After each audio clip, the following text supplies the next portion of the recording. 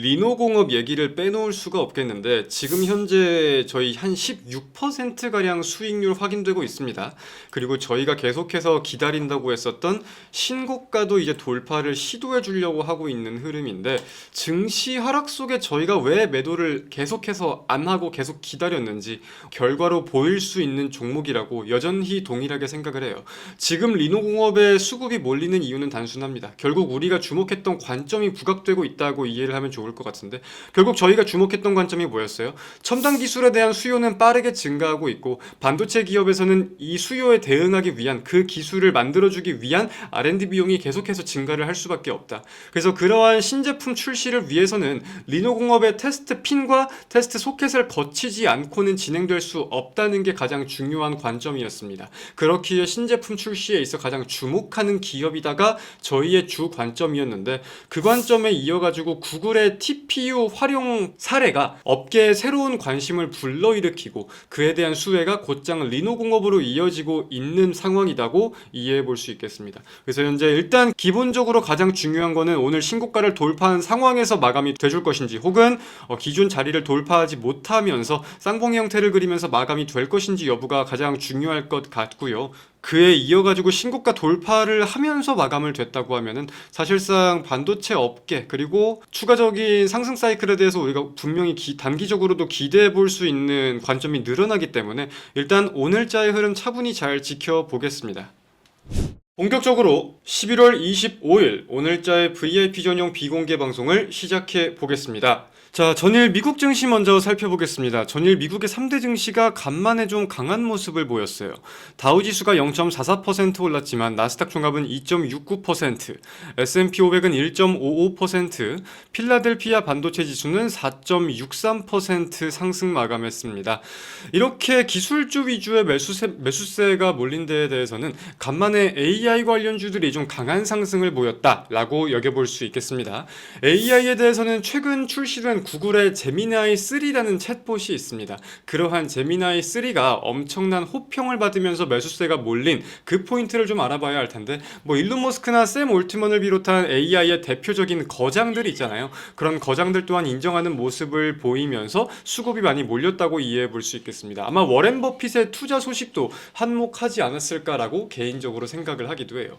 그리고 우리가 여기서 지금 놓쳐서는 안 될 포인트가 뭐가 있냐면은 AI 버블론 구글이 꺼뜨렸다. 구글이 불씨를 밟아버렸다. 이런 기사들이 나오고 있습니다. 이 구조적인 변화에 대해서 일단 지금 알아야 할 포인트가 있는 것 같아요. 지금 AI 버블론의 가장 큰 핵심은 GPU에 대한 의존도가 매우 높고 그러한 GPU에 대한 비용이 완전히 녹이지 못하고 있다라는 게 주요 골자잖아요. 근데 이번에 구글이 제미나이 3를 운영하고 있는 방향을 보면은 구글은 자체 개발한 AI 칩, 이건 GPU가 아니라 TPU입니다. 이 TPU를 중심으로 시스템을 구축해서 외부 지출 비용이 크게 줄었다고 해요. 당연히 수익성과도 직결되는 부분이다 보니까 시장에서 더욱 관심을 가질 수밖에 없는 것 같습니다. 그래서 어제 미국 증시를 좀 본다고 하더라도 엔비디아는 다른 종목 대비 많이 오르지 못했어요. 근데 오른 것도 지금 시간외에서는 다 빼고 오히려 구글을 비롯한 ASIC 반도체나 다양한 기업들의 매수세가 몰리고 있는 상황입니다. 여기서 TPU라는 거는 쉽게 설명을 하면 머신러닝을 위해 설계된 ASIC 반도체, 즉 범용 반도체가 아니라 특정 용도에 맞게 사용된 ASIC 반도체다. 이렇게 우리가 이해를 해볼 수 있겠는데요. 현재 AI는 이 범용 반도체, 즉 GPU 위주로 많이 사용을 하면서 수익성에 대한 우려가 좀 있었던 건데 지금 이제 구글을 대표적인 사례로 꼭 TPU뿐만이 아니라 본인들의 용도에만 맞게 형성되는 칩을, 즉 ASIC 반도체에 대한 수요가 더 증가될지 여부가 꽤나 중요하게 작용하는 상황이 아닐까라고 좀 생각을 하고 있습니다. 그래서 방금도 말씀을 좀 드렸듯 시간외에서 현재 엔비디아는 2%가량 하락을 하고 있고 알파벳이나 브로드컴과 같은 기업들은 2% 이상 상승하는 모습을 보이고 있어요. 최근 엔비디아의 컨퍼런스 콜을 좀 우리가 확인을 해보면은 젠슨왕은 결국은 생태계 때문에 엔비디아의 칩을 사용할 수밖에 없다. 현재 생태계에서 우리가 걱정할 부분은 없다라고 발언을 했었는데, 이제 구글의 TPU가 확실하게 사업성이 입증되는 부분을 보이다 보니까 엔비디아의 부담이 좀 주어질지, 하지만 반면에 반도체나 AI 시장에는 활기가 돌 수 있는 트리거가 될 수 있을지 여부가 꽤나 중요할 것 같습니다. 그래서 반도체 시장에 대해서는 우리가 이런 포인트들을 지금 놓치지 않고 계속 잘 좀 지켜보아야 할 것 같습니다. 자, 그리고 리노공업 얘기를 빼놓을 수가 없겠는데, 지금 현재 저희 한 16%가량 수익률 확인되고 있습니다. 그리고 저희가 계속해서 기다린다고 했었던 신고가도 이제 돌파를 시도해 주려고 하고 있는 흐름인데, 증시 하락 속에 저희가 왜 매도를 계속해서 안 하고 계속 기다렸는지, 왜 기다리자고 했는지 결과로 보일 수 있는 종목이라고 여전히 동일하게 생각을 해요.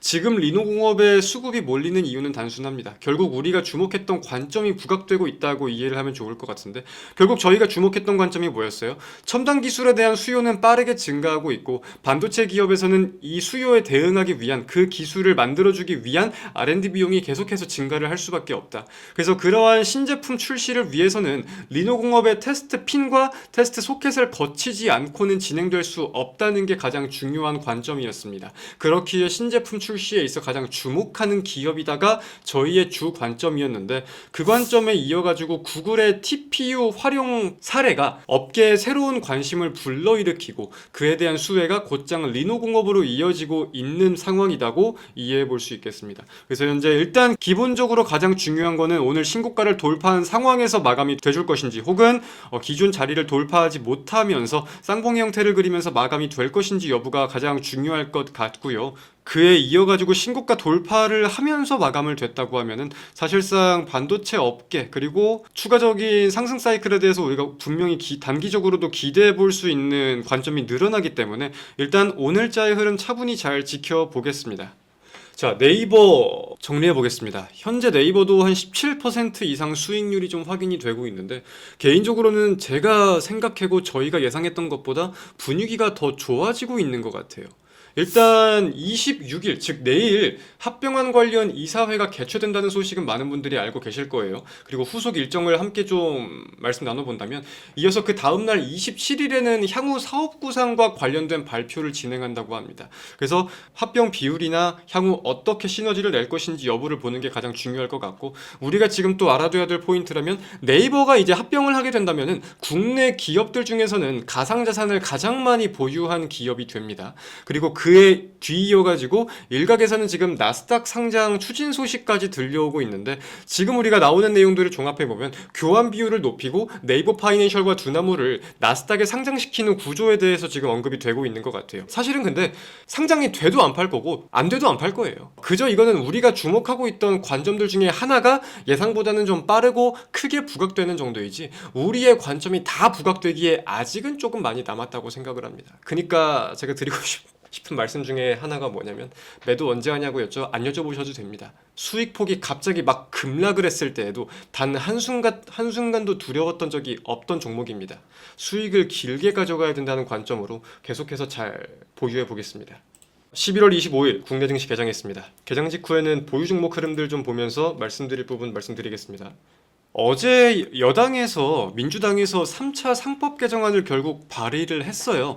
그리고 그의 가장 핵심되는 우리가 알아야 하는 내용은 한 5가지 정도가 있을 겁니다. 첫 번째, 자사주를 취득할 경우 1년 이내 소각을 원칙으로 한다. 두 번째, 일정 요건에 한해서는 주주총회 승인을 받은 경우에는 잠깐 보유할 수 있도록 하긴 한다. 단 주주총회를 계속해서 승인을 받아야 한다. 이게 있고, 세 번째, 만약에 이를 위반한다고 하면은 이사 개인에게 5천만 원 이하의 과태료가 부과된다. 네 번째, 합병 혹은 분할을 할 시에는 자사주의 분할 신주를 배정할 수 없다. 그리고 처분할 때에는 모든 주주에게, 개인 투자자를 포함한 모든 주주에게 균등한 조건으로 처분해야 한다. 마지막으로, 법안을 시행하기 전에 보유하고 있던 자사주들은 마찬가지로 소각이 원칙이다. 단 기존 보유하고 있던 점을 감안해서 6개월의 유예기간을 준다. 이 5가지를 골자로 한 3차 상법 개정안을 어제 여당에서 발의를 했습니다. 이제 정책발 모멘텀도 슬슬 출발할 수 있겠다는 기대감을 가지고 저희 보유하고 있는 두 종목 차분하게 한번 잘 지켜보겠습니다. 그래서 이제 시장의 순환매 구조가 좀 더 명확해지고 있는 시점이 아닌가라고 생각을 해요. 일단 반도체나 AI에 대해서도 매수할 수 있는 동력이라는 게 하나 생겨났다고 보고 3차 상법 개정안을 비롯한 정책에 대해서도 이제 발의가 되면서 주목할 수 있는 관점이 더 명확해졌잖아요. 그리고 소비 시즌에 대해서도 분명히 일정이 이제 다가오고 있고 이제 시장의 순환매가 돌 수 있는 관점이 더 명확해졌다고 저는 생각을 합니다. 그리고 저희는 이런 시장에 대한 기대를 가지고 전망을 가지고 미리 종목들을 지금 잘 깔아두고 있으니까 이제 부각이 될 때 올라올 때 잘 매도하면 된다. 매도할 일만 남았다. 이렇게 이해하면 될 것 같아요. 많은 개인 투자자분들이 이제 내가 사고 나서 종목이 떨어지면 심리가 많이 흔들리잖아요. 근데 반대로 종목이 상승해도 심리가 흔들리고 빨리 파는 경우가 진짜 엄청 많은 것 같아요. 아무래도 평가 손실을 보는데 플러스 100만 원이었던 게 플러스 70만 원이 됐다가 80만 원이 됐다가 왔다 갔다 하는 걸 보면은 흔들린다 뭐 이런 것 같은데 그렇게 생각하실 필요는 없을 것 같아요. 저희 종목에 대해서는. 단기 종목은 모르겠지만 저희가 보유하고 있는 스윙 중장기에 대해서는 시장이 어떻다고 하든 우리가 보유하고 있는 관점이 분명히 명확한 종목들이고 그에 대한 관점을 가지고 차분하게 지켜봐야 되는 게 가장 우선적인 거잖아요. 계속해서 수익적이었고 오늘 10% 슈팅 나오면서 수익폭이 좀 커지고 있다. 우리의 관점이 잘 부각되고 있다. 이 정도로만 이해를 하면 되지. 굳이 막 20% 수익이 됐다가 16% 수익이 됐다가 18% 수익이 됐다가 여기에 대해서 막 일희일비할 필요는 없다는 뜻입니다. 결국 그걸 차분하게 보기에 저희가 30% 수익도 보고 50%, 60%도 보고 했던 거잖아요. 동일합니다. 관점은. 차분하게 지켜볼게요. 증시가 어떻게 되든 간에 플러스 2%, 3% 수익까지 떨어졌다고 해도 저희가 리노공업을 보유할 수 있는, 계속해서 가져갈 수 있던 관점은 명확하게 알고 계셔야 돼요. 보유하고 계신 분들이라면 단순하게 이거 오늘 잘 가네 이게 아니라 우리가 지금 어떤 관점으로 보유하고 있길래 안 파는지, 어떤 관점으로 계속 안 팔고 무서워할 거 없이 버텼는지 그거를 잘 이해를 하셔야 됩니다. 보면은 10월 1일 날 저희가 진입을 했잖아요. 이때 명절 직전이었는데 명절 직전에 모두가 매수를 하지 말라고 권장하지만 우리는 명절 직전이기 때문에 매수할 수 있던 종목이라고 강하게 생각했던 관점입니다. 그래서 그에 대한 관점을 이렇게 보면은 구조적 성장의 초입 구간, 지금이 아니면 늦는다라고 해놨죠. 상반기 역대급 매출을 기록했다. 근데 그 매출을 기록한 과정을 볼 때 동사의 핵심 부품이 AI 신규 모델 개발 등 기술 개발 과정에 있어 필수로 사용되기에 AI 시장 확대에 따른 구조적 성장이 진행 중이라는 내용이다. 그래서 성장의 초입 국면에서 주가가 여기 나오죠. 본격적으로 반응하기 전이라는 분석과 함께 매집을 진행하겠다. 4분기 반도체가 더 기대되는 이유. 지금 딱 4분기에 맞게 그러한 관점은 나와주고 있는 것 같습니다. 저평가가 아니기에 더 매력적인 기업. 이것도 그 당시에 꽤나 중요했던 관점이에요. 사실상 꽤나 증시의 상승폭이 강했던 와중에 부담이 안 가는 종목을 찾으려면 찾을 수는 있을 겁니다. 근데 부담이 안 가고 바닥에서만 놀고 있다는 거는 저평가기에 더 올라갈 거야가 아니라 저평가인 이유가 있을 거야. 시장이 소외시키는 이유가 있을 거야. 이것도 우리가 분명히 따져봐야 될 관점이거든요. 지금 시대가 어떤 시대인데 남들이 모르는 저평가 종목? 그런 건 없다는 뜻입니다. 그래서 본연의 가치를 인정받고 있는 상황에서 위에서 제가 말씀드린 기대감들이 이제 프리미엄으로 붙을 수 있고 그리고 그걸 또 입증하면서 기업의 가치가 리레이팅 될 수 있는 그런 기업을 찾는 게 현명하다는 관점으로 저희가 보유를 했던 거고 또 이것도 중요한 관점이죠. 무차입을 중시하는 경영이념. 부채 비율이 10%를 넘긴 적이 한 번도 없습니다. 편안한 중장기 투자의 필수 조건은 다 갖추었다고 생각합니다. 그래서 그 관점대로 지금 이제 하나하나 부각이 되고 있는 거고 여전히 우리의 보유 관점대로 흘러가고 있는 거니까 차분하게 지켜보면 될 것 같습니다. 개인적으로 증시를 볼 때 최근에 외국인 수급에 좀 특이점이 있다고 생각을 해요. 현물은 계속해서 매도를 하고 있지만 선물은 지금 4거래일 연속으로 매수를 하면서 그 규모가 이제 2조 원을 넘어가더라고요. 그래서 이게 아무런 이유 없는 단순한 구조적인 현상은 아닐 것 같은데 우리가 생각해 볼 수 있는 시나리오를 세워보니까 현재 상황에서는 한 3가지 정도가 대표적일 거라고 봅니다. 2가지겠다, 2가지.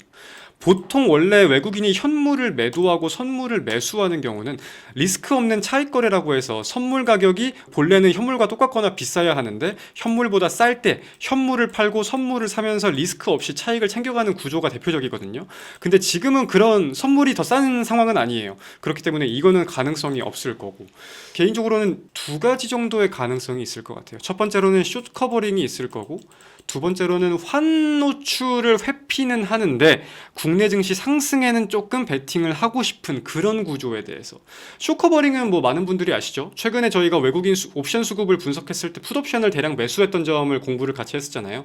그래서 풋옵션을 매수했던 것처럼 선물 매도 포지션을 일관하면서 증시 하락에 조금 베팅할 수 있는 베팅하는 기조가 좀 확인이 되었었다고 봅니다. 근데 이제 풋 옵션 같은 경우는 이제 만기를 끝내면서 포지션이 다 청산이 되었고 선물은 지금 유지가 되고 있는데 이제 선물 매도 숏 포지션을 잡았던 거에 대해서 지금 숏 커버링을 좀 하고 있는 게 아닌가, 이 포지션을 정리하고 있는 게 아닌가, 이렇게 생각을 해볼 수 있겠고요. 환노출을 회피한다는 건 뭐가 있냐면은 구조적으로 현물 같은 경우는 환율의 영향을 안 받을 수가 없잖아요. 실제로 최근에 원달러 환율이 계속 강한 모습을 보였었고, 그래서 현물을 사거나 보유하고 있는 거에 대해서 원화가 약세를 보이고 달러화가 강세를 보이면 손해가 커진단 말이에요. 환율에 대한 노출이 존재하는 현물은 매도를 하되 선물은 매수하면서 지수 상방에 대해서는 우리가 어느 정도 가져가야 되지 않을까, 이렇게 생각할 수 있는 해칭 전략이라고도 이해를 해볼 수가 있는 거겠죠. 근데 이제 최근에 현물을 대량 매도했던 거에 대해서 이거를 환해지로만 보기는 조금 어려울 것 같고, 증시 상승에 대해서 어느 정도 기대감을 가지고 있는 것 같긴 한데 그게 구조적인 중장기 성장일지 단기적인 반등에 대해서 좀 노리고 있는 건지 여부까지는 잘 모르겠습니다. 그래서 뭐가 되었든 간에 증시 하락에 대해서 베팅하는 기조는 조금 멈춘 것 같다, 외국인이. 그리고 여기서 이제 환율이 좀 잡히는 모습을 보인다고 하면 추가적으로도 외국인의 매수가 강해질 수 있는 부분도 좀 있지 않을까라고 생각을 합니다. ST팜은 다시금 좀 추세 하단까지 움직임을 보인 것 같아요, 이제. 그죠? 저희가 원래 주목하고 있던 추세가 약간 이런 추세였는데 이제 얼추 또 추세 하단까지 내려온 것 같습니다. 그러면 또 여기서 어떤 내용이 붙을지는 모르겠지만 또 추세 하단에서의 반발 매수를 다시 한번 기대해 볼 때가 슬슬 다가오고 있는 것 같아요. 근데 이제 제가 말씀드리는 관점 중에 가장 중요한 게 뭐냐면은 상단까지 가는 그림에 있어가지고 점점 쉽게 올라간다고 말씀을 많이 드려요. 돈을 조금씩 덜 써도, 큰 이슈가 없어도 상단까지는 이제 그냥 쉽게 간다. 그 말인즉슨 상단 돌파에 대해서 혹은 이제 추세를 돌파하며 다른 그림을 만드는 거에 대해서 점점 가능성이 높아지고 있다는 거다. 그리고 이제 이슈를 함께 보았을 때 HIV 치료제 2회 이상에 대해서 중간 결과가 이제 연말 연초에 나올 거고, 기업에서의 계획 입장을 들어보면은 그 결과를 토대로 라이센스 아웃, 그냥 기술 이전을 진행을 할 것이다, 추진을 할 것이다, 이렇게 지금 말을 하고 있잖아요. 바이오의 가장 큰 재료가 뭐예요? 임상, 기술 이전 두 가지입니다.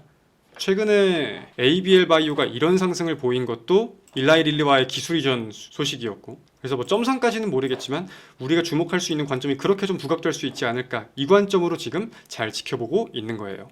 자, 오늘 방송은 여기서 마무리하겠습니다. 자, 고생하셨습니다. 저는 내일 오전 다시 웃으면서 인사드리겠습니다. 내일 만나요. 안녕.